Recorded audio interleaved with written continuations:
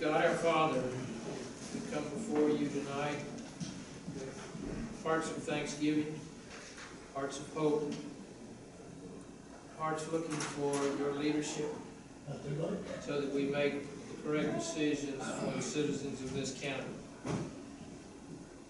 We thank you, O Lord, that we have the right to meet in meetings such as this, a work session, to hear what the citizens have to say, so that we can take that under advisement as we look at changes.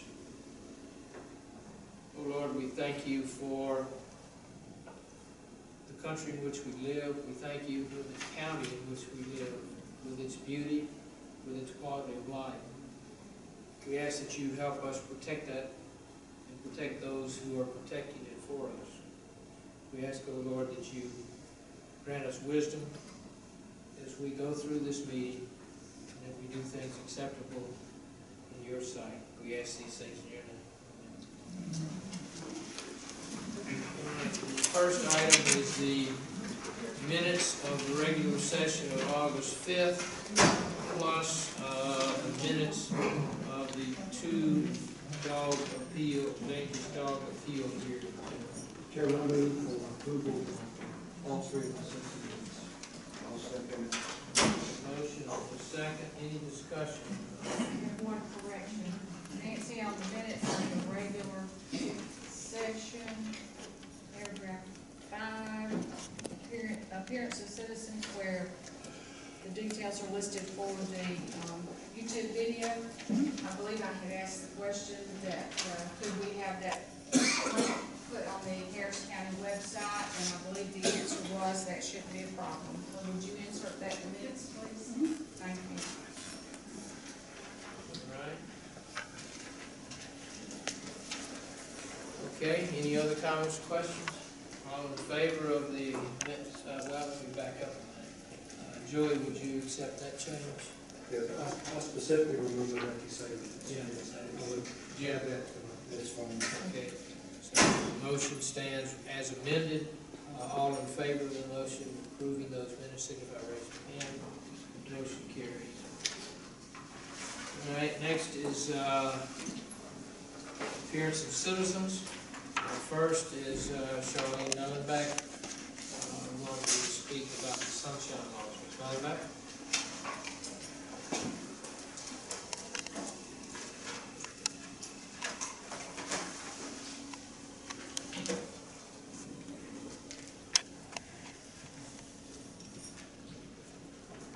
I do have a comment to make first. First I want to explain why I'm coming to these meetings. Because something got back to me this week that I didn't appreciate. I was not happy when the primaries were being held. When someone came to my house to speak and I asked questions and got evasive answers. I'm the type of person, you either answer my question or you tell me I don't know the answer and I'll get back to you. That was the start. So then I come to the first meeting. And then when I get to the first meeting, it was like, I hate to say this, but it was very unprofessional to start with. You know, there were people who spoke, and there were some of you who made snide remarks, verbally out loud at this meeting. Totally unprofessional, okay? And then Mr. Harrelson, in the past meetings, has constantly complained about the agenda being on the website. And what I saw is some of you sitting back, rolling eyes. You remind me of a bunch of third graders, where you were making fun of him. Okay, he has a hard time hearing. He doesn't see that well. But he had a point he was trying to make, and you were ignoring him. At least that's what I saw. I did not appreciate that. I'm representing the ladies group in the neighborhood where I live. We start meeting back in September. In June, we decided that we were going to start coming to the meetings, and we were going to start informing the neighborhood and everybody what's going on. That's why I first came here. But then when I got here and started seeing things, it upset me. upset me then was, as I told you, Becky, was the $500 issue and the fact that it was voted on and there wasn't a complete description. To me, that was unethical. Then it got to the point, it's coming back to me, is people are blaming other people for me being here. I am being here because I want to be here. Nobody is telling me to come. Nobody is pushing me to come. I want you all to understand that. And that has come from someone from this board that has worked its way back to me. We are in a small county. For the police, it's a big county. But word of mouth travels fast. And when I got the phone call about that, blaming other people and telling them that I'm here was very upsetting to me. Okay? I'm speaking on the Georgia Sunshine Law.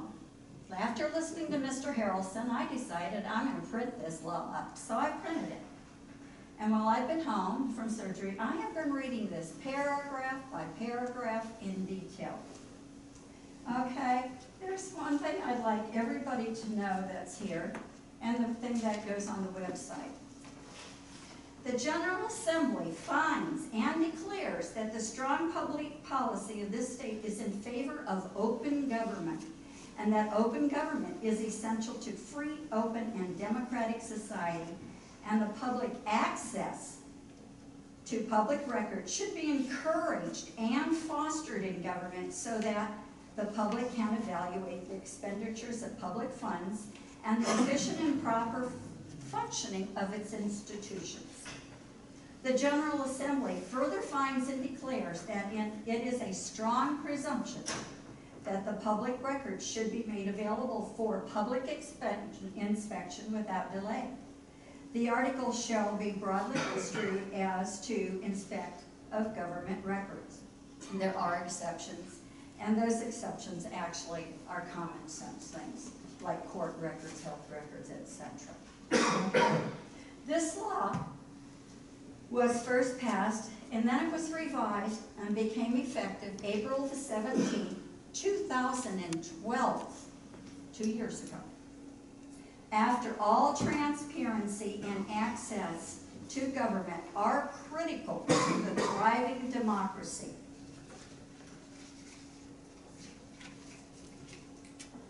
Under the Georgia, I'm not going over everything under the law. Each meeting I'll probably pick another agenda, but this Monday's not. The Georgia Constitution states public officials are servants of the people. In 1998, the General Assembly of the state of Georgia amended both the open meeting laws and open record laws to give the Attorney General specific authority to enforce this.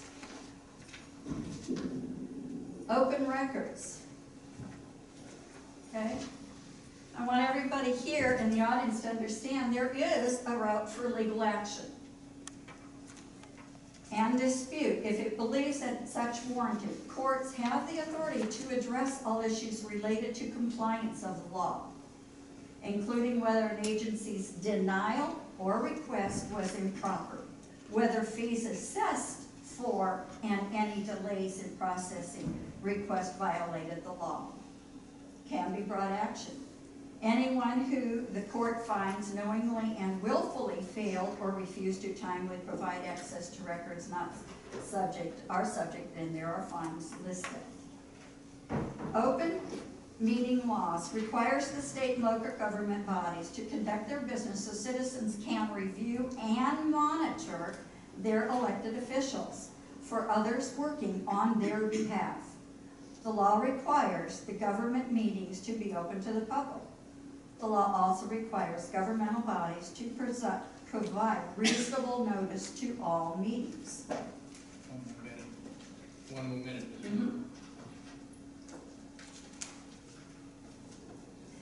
Okay, one of the things is the agenda. Mr. Harrelson has also been complaining about the agenda and that it's not being posted online.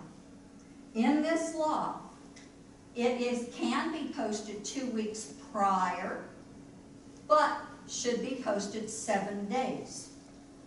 Okay? I noticed on the meeting she had there that the meetings will not, or the minutes will not be online until it is approved. They can be put informally, Okay, after a meeting, a summary of the minutes are to be posted online 3 days after a meeting. Okay, these are the things in the open records law. One thing that people need to know that I found, when you go on the website for the law.georgia.ga.gov, there or go to the open records law, you can, the public can file an open government complaint. This will go to those working in the Attorney General's office. They can contact the counties or whoever involved in getting things done. And I did do that. I filed a complaint asking questions, specific paragraphs, and I just want you to know that Mr. Harrelson's complaints were valid. I was happy because of surgery I didn't go online. Until Sunday, I was happy to see the agenda was posted early. Even though 7 days prior could be Tuesday or Wednesday, even though Nancy requires everybody who wants to meet be filed with her by Wednesday.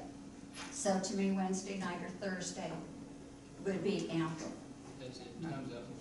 Okay, Thank thank you. you. Appreciate you coming.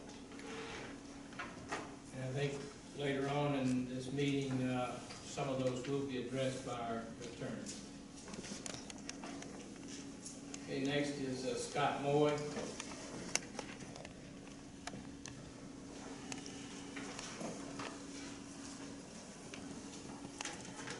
Scott Moy, 14126, Pine Mountain Valley, Georgia, Highway 116.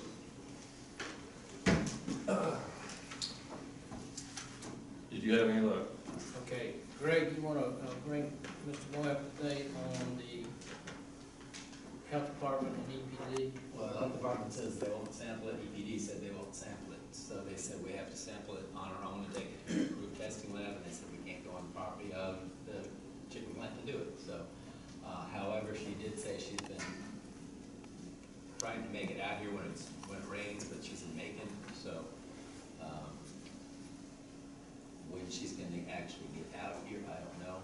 Our option is to go ahead and we can probably, if the board approves payment for it, next time we have a decent rain, go and collect something out of your side of the storm drain, which is still going to be in the state right away. We won't be encroaching on your property unless you want us to come on your property. We can do that. Can you go on the right of way? Is that okay? Yeah. Okay. But we'll have to probably take it. I don't think our lab for water can do toxicology, but what I can do is if the board approves whoever we use for our water testing, outside water testing, we can take it to that lab, the approved lab, and see what's in it. And then maybe if we find something that's actionable, EPD will do something then, but they won't do the sample for us. The next thing we need to do is you've kind of given the chairman a feedback of what they told you, so we're going to get an appointment for the chairman and myself to go in, and we're going to talk to them and see if they tell us the same thing. So y'all haven't been up there yet? We have not been up there yet. No, we wanted to see what they told you first. Okay. Well, I'd like everybody to know, and I'll make it short. You know, I went to see him, I guess his name's Thursday. That's right. Friday. Basically, it come down to this. We want to be good neighbors, and I done heard the good neighbor thing every time I've been up there, and that hasn't accounted for anything. They have not done anything to amount trash. Like I said, that's no issue no more. But on the major issues, they have not done anything. And he basically told me, he said, we are in compliance, and we don't feel like we have to do anything. The only way we'll do anything is because, being a good neighbor, we want to do it. It's basically, nobody's gonna push us into doing it. It's you coming up here, you made your complaints, but you're not gonna make us do this. It's basically what it comes down to. What I would like to know is, does the county have anything, noise violation? Is there anything the county can do, noise violation wise? Just because they go take their own readings, that don't mean anything to me. I mean, they're using, like on this right here, when they was here at that meeting, they gave you all the numbers and everything, back in March, I think it was. You know, we're below the 98 decibel or whatever it was. Well, you know, take into consideration you're in a community too now. If we need to change something, we need to change something. But, he said, as far as the noise from they hadn't changed over to gas yet, because the EPD has not given the go-ahead. He said, I said, well, you know, I can't help you there.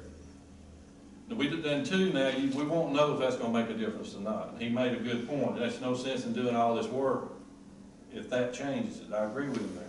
But the horn blowing, the plant manager argued with me. He said, my office is right here, I do not hear a horn all day long. And I'm like, come on, guy. Told me the same thing. I mean, you're wrong. You're not sitting in this office all day long. You're out in the plant. There's no way, when I sit here and listen for 4 hours straight and count 50 horns blowing, that you don't hear one of them. And he said, I'll argue with you all day on that one. I said, you're wrong, son. You're wrong. And, as far as the smell, we didn't get into the smell. But it has been getting worse on a regular basis now. But my feelings are, they're not going to do anything until they're pushed into it. Now, can we do that? Can the county, you know, that's what I want to know, as far as say it's from the lawyer's aspect. Aren't there things the county can do on their own to say, hey, you're disturbing a lot of people, just like the runoff I have a problem with. Is that something you can look into and say, what? Yeah, I don't think that's right in anybody's book. When their runoff come onto my property from an industrial site. Just that one thing right there is wrong with me. Now, and he basically said, well, it's been running that way for 50 or 60 years. I said, that doesn't matter to me. We're talking about now. And that's the major issue I want cleared up. And I would like we've talked before, Harry and me, I would like for you and Greg and me and maybe a couple more from the valley, sit with them and talk. Where we're all in the same circle, where we all hear the same thing. You know, not me going up there, they tell me one thing, y'all go, they tell you one thing, so forth and so on. But my main issue is, can the county do something about these problems? I haven't got an answer to that yet. Who can answer that? Let me say a couple of things. I think, number one, we need to try every avenue we can. I think we need to collect a sample, if we can get a sample. This is me speaking. We need to get a sample and have it analyzed. Just maybe nothing, but at least let's do it. Let's try and find out as many answers as we can. Mr. Taylor can take a look and see if there's any valid means legally that we can pursue. And I think, you know, Greg and I will meet with them, and then I think after that meeting, any subsequent meetings, I think y'all should include, certainly want you to be. You know, can we make them do it unless there's something legally? I don't know, but let's ask, and let's see if we can at least tell them and speak as one voice that we want something, we want it addressed, and see if we can. I agree, you know, and I agree with the good neighbor thing. If they want to be a good neighbor, these small matters, I mean, I'd fix them. If I was in their shoes. I mean, I don't know if it's just because I'm the only one complaining and going up there and seeing them. I don't know. Maybe you need more people. I don't know if that would help. But I agree with you. That's why I came up here first. Until I exhaust all avenues here, then I'll go somewhere else. But I'm not going to stop on it. I promise y'all that I will not stop. I understand. I just want y'all to And I know don't that. like, and I think, when I first ran Pine Mountain Valley, it was part of my district. Crazy district, but it's, so I still feel, you know, I need to represent folks out there. And, so we do want to do that. Matter of fact, Greg and I swapped dates this afternoon of availability, so he can try and set up that meeting with the plant manager. As soon as we have that, I'll let you know what was said then, and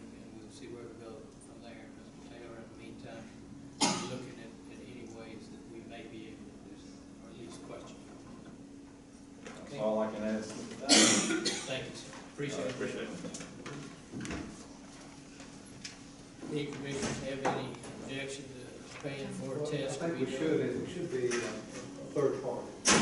Oh, it will be. Yeah. That way, I mean, that's there's the no, independent lab. I would just I use, think it's worth paying for it and have it done up. we have to have a third-party lab, I think, to do our testing for the water department, so we should already have a relationship there that we can use. All right, good. Nancy, I'm gonna ask you, What exactly are you going to ask them to test for? All contaminants, especially toxins.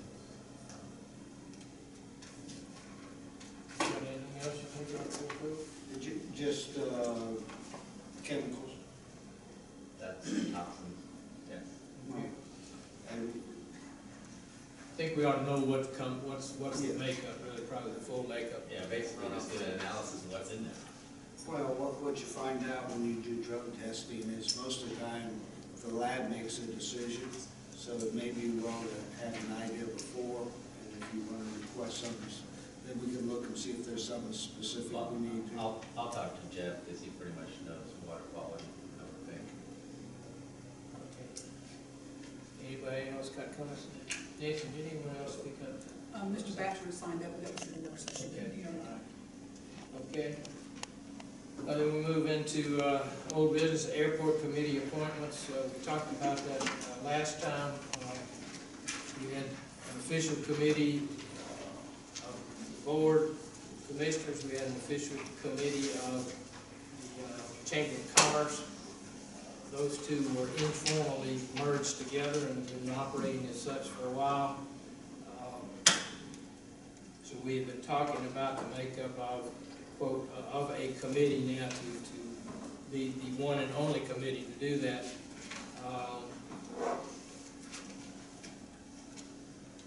I think what we want to put forward as that committee is Greg as the county manager, Commissioner Woods, that's his district, Lee is the chairman of the commission, Bill Champion as the airport manager, one member from the Chamber of Commerce, per their request, they have had a couple of members, per their request, it would be the paid president, who currently is Jason Johnson on that. The airport consultant, Nancy McMichael, who's the secretary taking the minutes, who wanted to be there. And then Linda Dawson, who's been serving on that committee, that merge committee. And Linda is a passionate supporter of the airport and its PR things. So we would like to have her continue to do that. Or would you call her a member at large, I think it would be a member at large. even though she's not very large? That's correct. That's correct. And I don't know that there are any specific terms needed at this point in time, just kind of that will. We can go ahead with that. So I would propose that as the committee and open that for any discussion. Do you have any discussion? I will make that as a motion that those be the members of that committee. I will second it. Motion and a second. Any discussion? All in favor of that as the committee, please signify by raising your hand. Motion carries. All right. Lots going on at the airport. It's growing, it's doing well, it's bringing in money for the county. We're doing tremendous efforts, we've been bringing in fly-ins and open houses that we have out there, very favorably received. And folks are discovering our newly revitalized airport. It's really doing well. Okay, next one is installment request that the one that we tabled from last time until we could find out more. Some question as to whether that we knew those people were around, whether they still owed it and whatnot. We have been provided additional information that says that the business was never operated in Harris County and continues not to operate in Harris County. The tax commissioner said that the bill was sent out in error and they cannot collect taxes for a business that never existed in this county. Jim, does this satisfy? You had some concerns. actually, it doesn't satisfy me because, that I thought, considering that, when I had been by in the past, that the commercial vehicles were there, over the weekend. But however, I did go over the past weekend, and it appears that, the commercial vehicles are no longer there, and I think they were probably there just putting in, landscaping at their place, would appear to me, based upon what has been done in the last month, since I've been by there. But I mean, I thought that her answer was basically, well, we're just giving you the same thing, we never made any effort. Okay. Her current answer or the one before? The current answer. It's basically the same thing we had before. Yeah, But I will recommend that it be removed, as insolvent.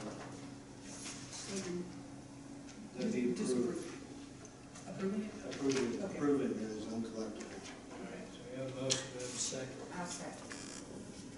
All right, any discussion?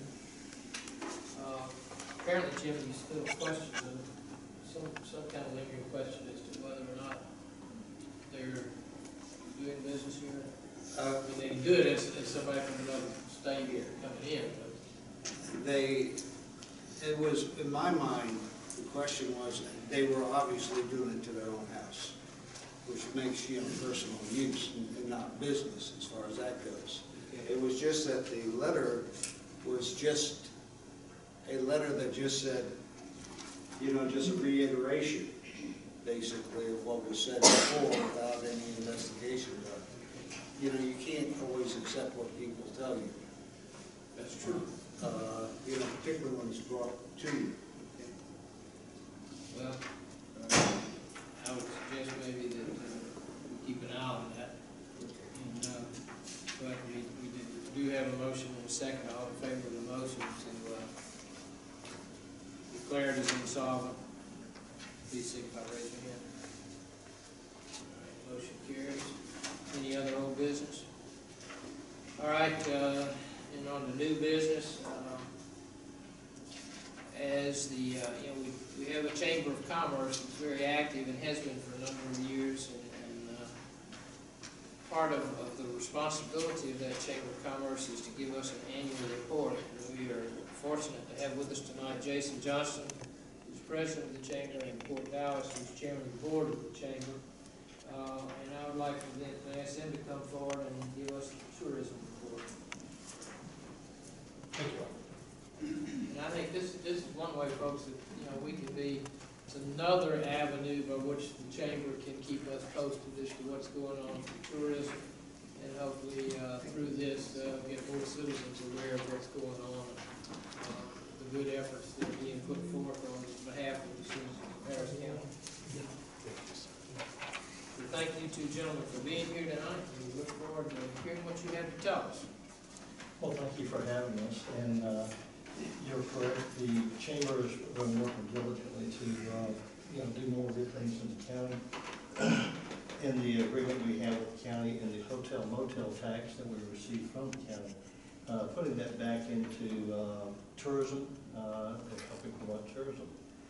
We have responsibility to get back with you and do a report. We need to do a better job of that, and I hope to be able to come to you more than once a year, give you some updates so that you know just what's going on, and inform you and therefore also the public of what we can do to help promote tourism. Not only tourism, and you think of that as Callaway Gardens, you also think of it as some of the lodging facilities, because the lodging facilities in the county is where the hotel motel tax comes from heads on beds. And then, but also you've got all the retail shops that drive off of tourism, restaurants. In Pine Mountain, we've got a lot of good restaurants there simply because of tourism and such. So it's all good. We've taken some of that money. We finished the Chamber website, revamping of the Chamber website, which is harriscountychamber.org. We used a local gentleman to help us do that. He's a Chamber member and a Harris County resident. We also have the opportunity with a new software system that the chamber has to provide access to any of our chamber members, whether they be something direct with tourism or any other business. They can have their own website, and we can help them build that website, run it off of our server. And that's some of the small mom and pop businesses that may not have the money to put one up. We can help them do that, and then they get their name out in the county and such. So these are all things that we use some of the tourism money to help get the website going, also help it to get this new software system in and taking care of that. Since Jason's been here, we've got Friday news and a blog. It gives the weekly news of what's going on in the area, events and such happening around the county. This blog is seen by hundreds of folks all over the southeast. I know a couple of times with the Wheels of Fire bicycle race, we've had people that would come from Florida, North Carolina, and they knew about it because they saw it on the blog and such. So that's building more and more people to see us and see our county. Pine Mountain Experience ad is published each year, 250,000 copies. They go to Georgia Welcome Centers. And also, as people call in either to the chamber office or the Pine Mountain Tourism office, they're mailed out to those folks also. We have an ad in that publication for the chamber, and then also it has ads in there for the lodging facilities and such, and also a lot of the restaurants and different things that are going on in the tourism activity here in the county. Facebook presence for Harris County is growing. Just after a year and a half, we're going to have over 3,700 likes. We've also linked that to a Twitter account, and so those two work together, and we just are finding more and more ways to use that, do some giveaways, get a couple of tickets for, dancing lights, give that away, a couple of tickets for something else, and you'll be amazed at how many likes and people will get to know more about Harris County, and then hopefully we'll come visit Harris County, stay overnight, use our lodging, use the restaurants, and go shopping. Georgia 85 magazine is a quarterly publication, and it reaches all the southeast. So we do some advertising of that magazine and see how that goes for us. And again, just trying to spread the word. Really, we try to do it all over the country. Let's focus on the southeast, Florida, Alabama, Georgia, North and South Carolina, and get those folks to come and do, 4 or 5 hours away, 2 or 3 hours away, stay for the weekend, enjoy our county and what we have to offer. A couple of events that we have, the Wheels of Fire bicycle race that you know about. It has moved, the dates when it's moved around, it has struggled over the last couple of years. We've set a date of the first weekend of April each year. We've done that now twice. We feel like that's going to give us some more growth here. Corporate sponsors are liking that event, and so we're getting corporate sponsors for that event also, and we hope to keep building off of that. We actually got a group together, and we're trying to research what we could do better for the Wheels of Fire. And we had a guy that has a bicycle shop. We had some people that had put on events like this before. And we just got together as a committee. And as we were talking, it was hilarious because Jason likes motorcycles, but some other folks did. And they said, with your Wheels of Fire name, why don't you also do a motorcycle event? And so, why not, let's try that.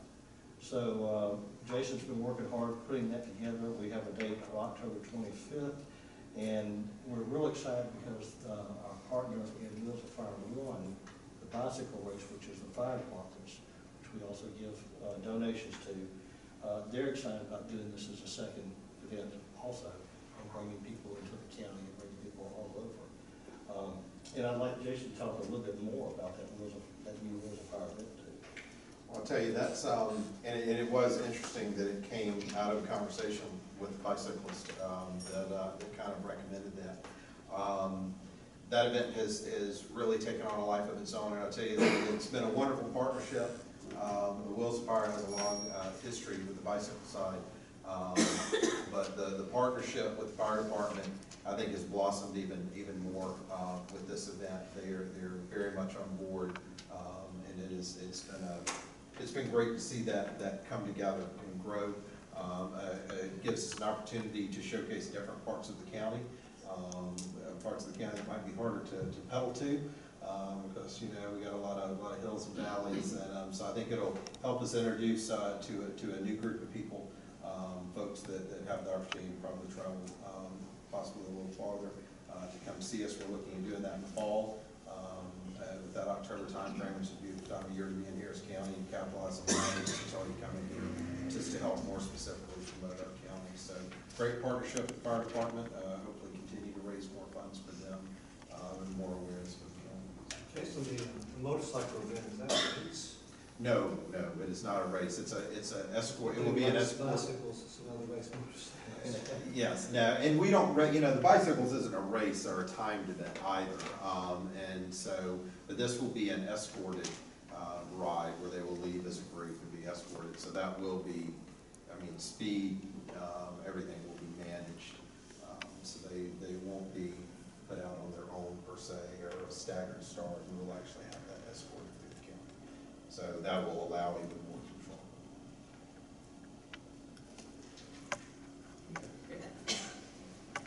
Future, we keep working with the budget that we have in advertising and trying to promote the county and lodging.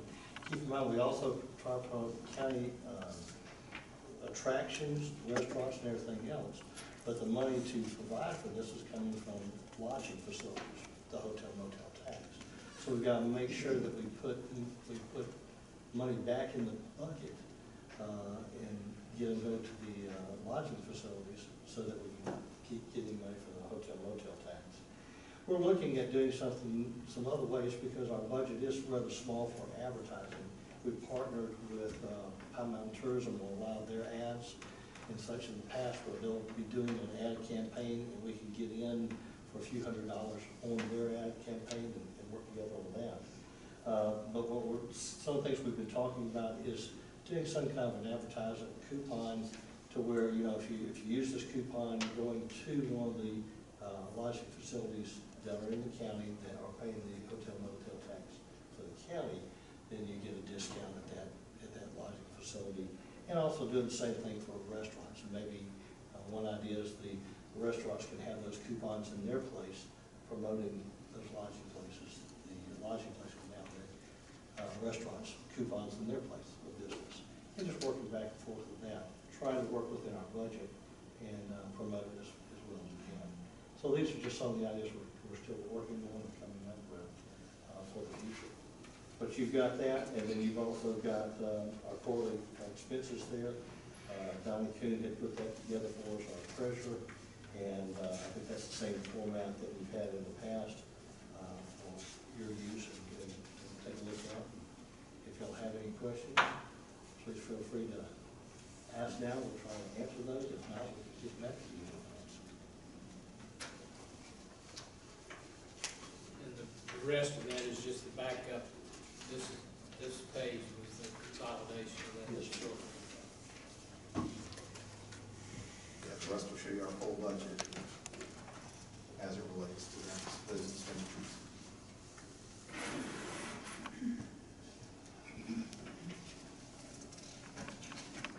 But I'll tell you, we're getting, just while you're all looking over that, and just from that little video blog that we're doing, it's getting traction between Facebook and the likes that we're up to, and YouTube and videos. I know we've talked about YouTube and hosting these meetings on YouTube. It does get traction. We have folks calling in. We just sent out a package to, it's Hot Springs, Arkansas. It's Arkansas. Last week, package out to Florida. So we have that are discovering us through these channels that we're utilizing and putting the staff time and these dollars towards. We're probably getting a couple of packets out every week that are calling through the chamber. Obviously, we have another tourism entity, Pine Mountain Tourism, that's doing a lot of that work. It's great they're calling us. That means they're hearing our message and our reach. I do have one question of the commission based on, Jason does a Friday blog, basically telling everyone what's going on Fridays. I'm getting ready to put the is it okay if I do a link to their weekly blog and just say Harris County is on YouTube and put those two links? Is it okay to put his link on there as well?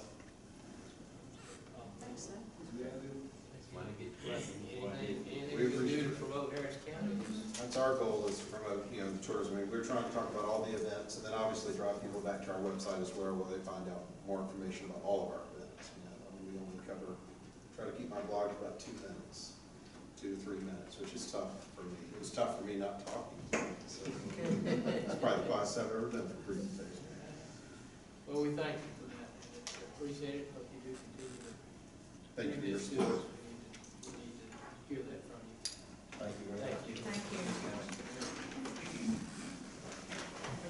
Next item is the first reading of the application of Shaspal Singh for beer and wine off premises license at Midway Grocery located at 10016 Georgia Highway 315 in Patala. Say it is for a off-premise consumption. This location did have its alcohol license revoked September of last year, and therefore no license can be issued until September of this year. So if we approve it at the second reading, which will be at our next meeting, they still cannot begin doing that until September the 17th, or the next day.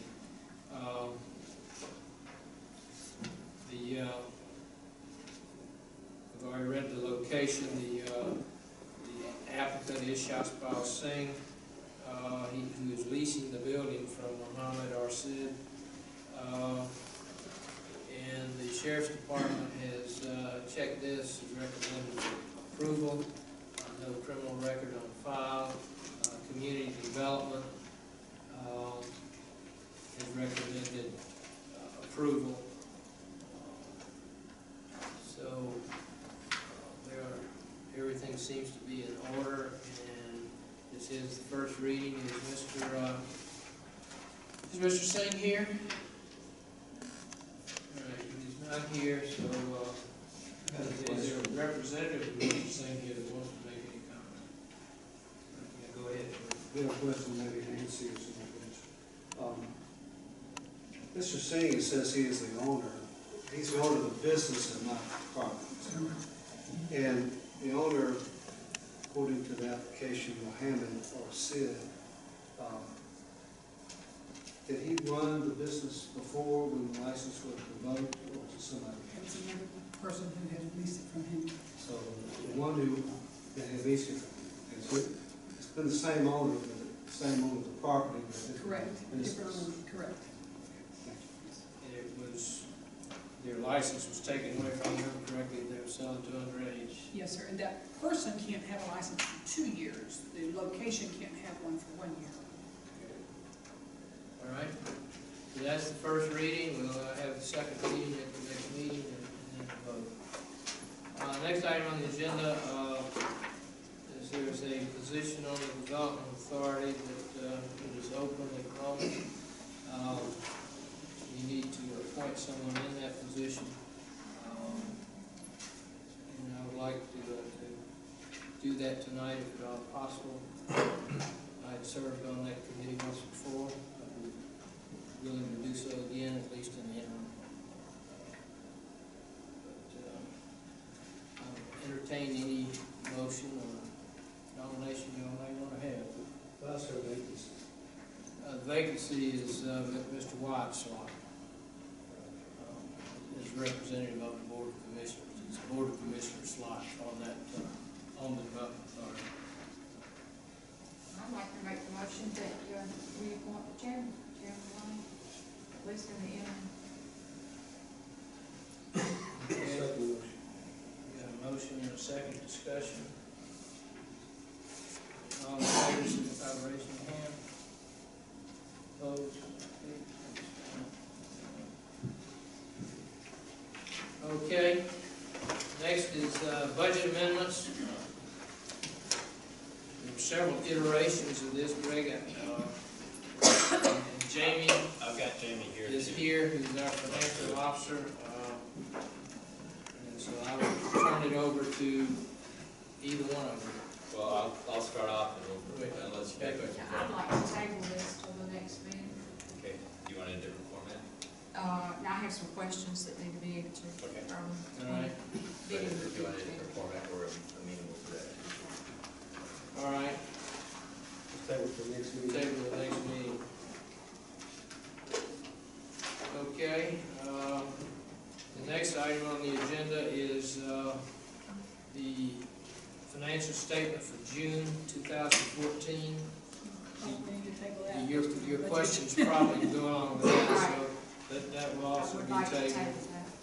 All right. Okay, the next item on the agenda, as you all are aware, seems like it's a constant, and it is, but with the changes being suggested, well, not being suggested, being mandated in our armed forces, once again, we find ourselves in the position of Fort Benning being in danger of losing an entire brigade. That an Army study on the Fort Benning region says that the loss of the brigade would cost about $1.3 billion in revenues and taxes in this area.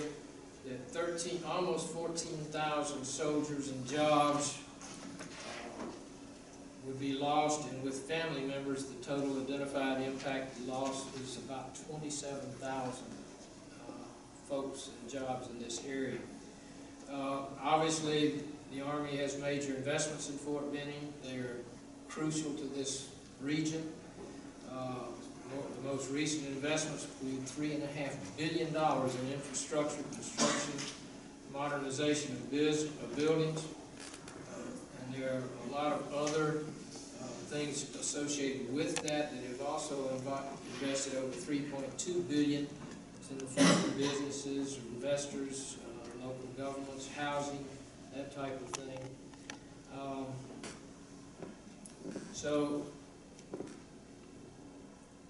I think there's a real danger here that the area could lose a brigade at Fort Benning. As 2 years ago, when this was first brought up, there was quite a surge toward the end of local representation and letters and whatnot, and the decision was made to not do anything at Fort Benning for that time.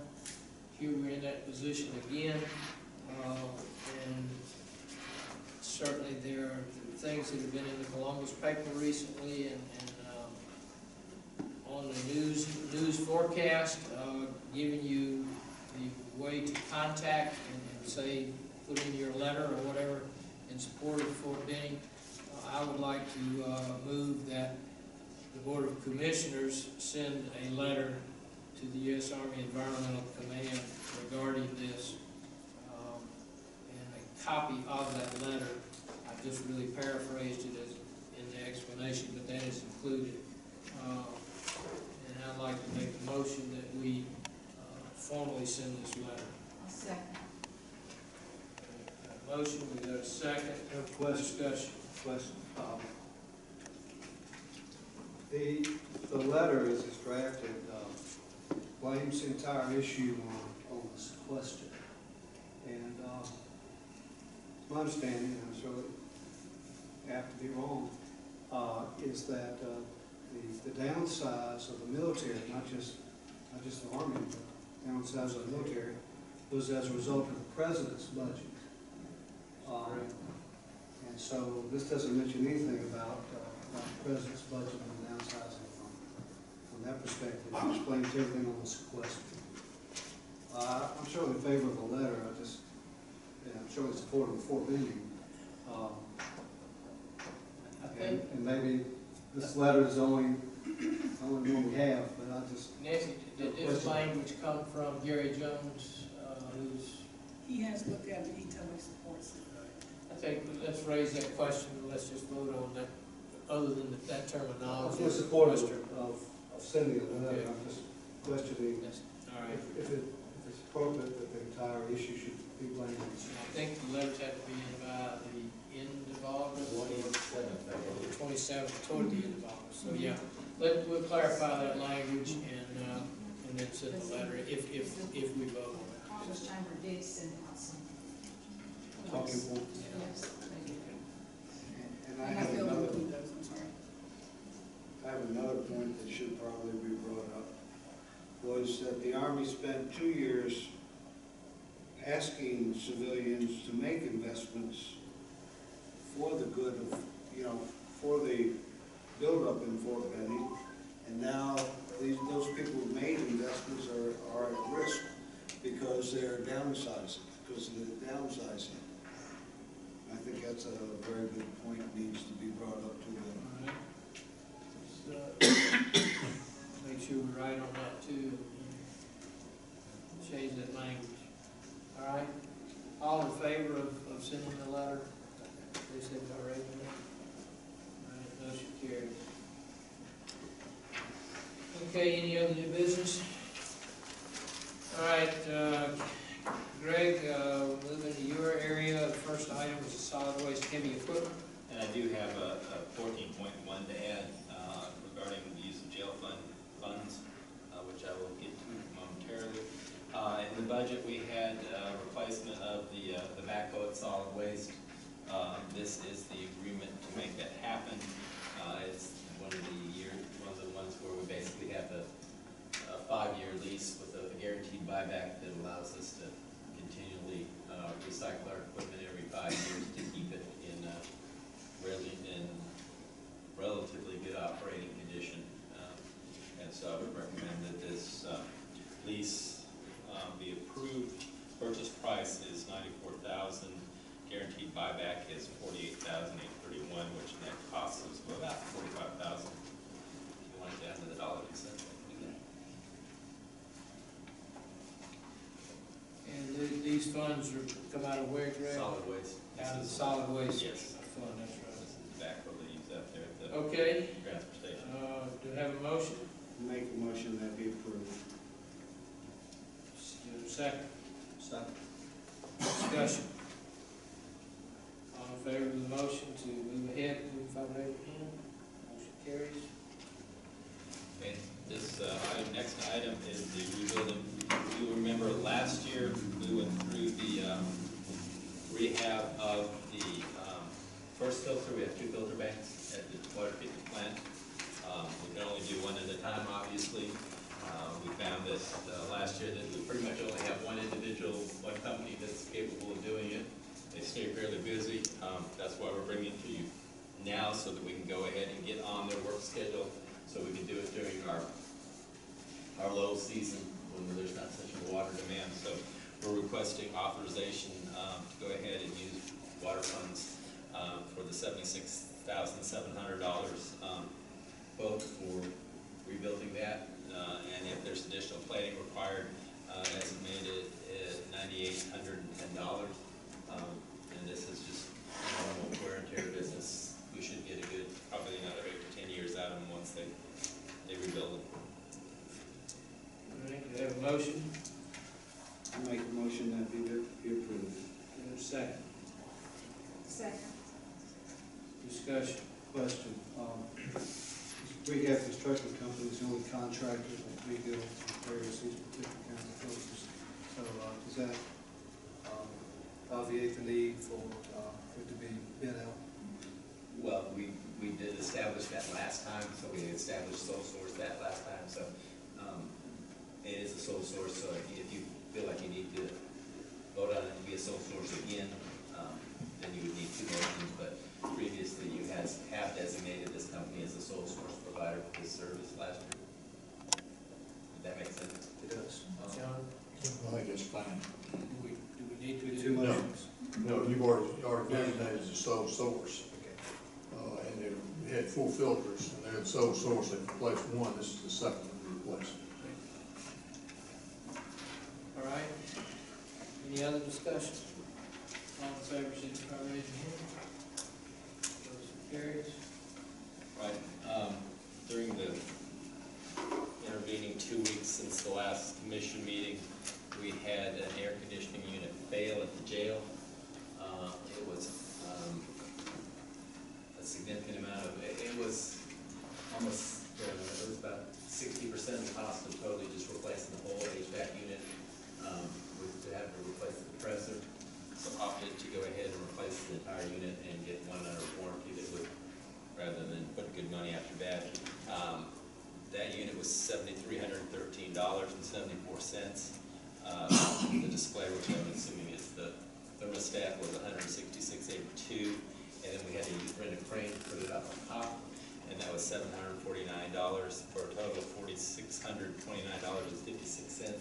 I need approval to go ahead and pull that out of the jail fund since it was a specific jail item for the benefit of the jail, and we have the money in the jail fund to do that. Move for approval. Motion for approval, do I have a second? Second discussion. All in favor, say by raising your hand. Motion carries. That is all I have, Mr. Chairman. All right, sir. County Attorney's portion, Mr. Taylor, first, comments on the open meetings and compliance. Yes, sir. I will pass these out for your review and approval. Been some issues raised here recently about whether or not you're in compliance with the open meetings law, and I certainly, it's something that you are aware of, because just about every meeting that you go to, statewide meeting, there is some update, some mention of the open meetings law. It's something that I deal with quite a bit, and I think that there's been some confusion about a couple of these sections that have gotten mixed up together. If you will recall, under the open meetings law, that there are three types of meetings you can have. One is a regular meeting. One is a special meeting with more than 24 hours notice, and the third is a meeting with less than 24 hours notice. And the third meeting, there's a couple of things you have to do for that. You can call one, it has to be an emergency, you have to declare it, and once you get there, as to why there is an emergency, and it has to be approved. The second is the special meeting. You had one just not long ago. You have to give at least 24 hours of notice to the Harris County Journal, which is the official gazette. The other type of meeting that you have is a regular meeting, and that's the meetings you have every 2 weeks. And if you'll notice that under section D1 of the open meetings law, which I have extracted and quoted, it says that every agency, which includes this county, shall prescribe the time, place, and dates of regular meetings of the agency. And the dates of those meetings have to be posted at least 1 week in advance in a conspicuous place available to the public and on the website. Well, that is the notice that you're going to meet every 2 weeks is on your website. It is posted on the bulletin board here in the courthouse. It's posted everywhere. So there's no question that you are in compliance with that. Now that section deals with just the posting and scheduling of a meeting, of a regular meeting. Just for the record, it's not every 2 weeks, but the first and Yes, third. First and third weeks. It comes out the first and third It week. says that. If you look down below that there was some legislation in 1984, local legislation. The board you're required to hold regular meetings on the first and third Tuesdays of each month in the courthouse, which are open to the public, and certainly they are. But you have 2 meetings, basically 2 meetings, regular meetings a month. Now, that section just deals with the calling of the meeting. If you look down in the next section down that I've quoted on there is item E out of the open meetings law, and it just says prior to the meeting, any meeting, that the county will make available an agenda on all items expected to come before the agency at that meeting. And it's available upon request, and be posted at the meeting site and far in advance as the meeting is reasonably possible, but not required more than 2 weeks. But shall be posted at a minimum sometime during this 2-week period immediately prior to the meeting. And as result of that, I think that meeting is, there's a notice posted on the door of the courthouse, the commission office. It's posted on the website, and also it is published in the Harris County Journal. And the bulletin board out front. So that meeting is, the agenda is posted. There's no requirement that I read in the law that requires that it has to be posted at 7 days prior to that. If you were going to change your meeting dates, you would have to change, post that 7 days in advance. But as long as your agenda is available at least 2 weeks prior to the meeting and it's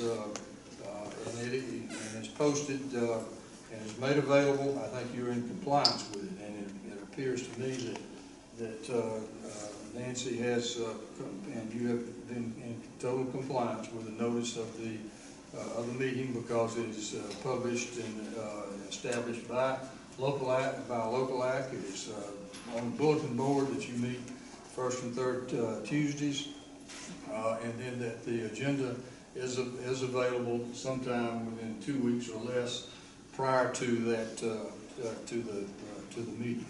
And so, Mr. Chairman, it'd be my opinion to you that Michael has complied with, and you are in compliance with the open meetings law, posting the agenda ahead of time. And there's nothing in the law that I read that says it has to be, the agenda has to be posted 7 days prior to that. The only thing that says 7 days is that the time, place, and notice of the meeting, which is first and third Tuesdays, and that's posted in multiple places, so I believe you're in compliance with It doesn't have to be on the agenda. it. Oh, yeah, and there's another thing I don't know about, the act says also that everything, the fact you don't put an item is not on the agenda does not mean that you cannot address that item during the course of the meeting. You're not precluded from that. This is, you try to put everything on there, but if other items come up, you can certainly take those as they come up. And so you're in compliance with that. Certain things come up from time to time after an agenda is prepared. And Mr. Chairman, members of the board, I believe that you are in compliance with the open meeting law. Thank you, Mr. Taylor. Yes, sir. Do you have anything else to bring forward? No, sir, I do not. We need to have an executive for land, we will let people have a little bit of a break, because I have a lot of details to go over. All right, we've got an executive session for land and personnel. Do I have a motion? I'll make a motion. We have a motion, do I have a second? Second. All in favor? Okay. Go into executive session. We'll take a few minutes, about 3 or 4 minute break before we start the executive session.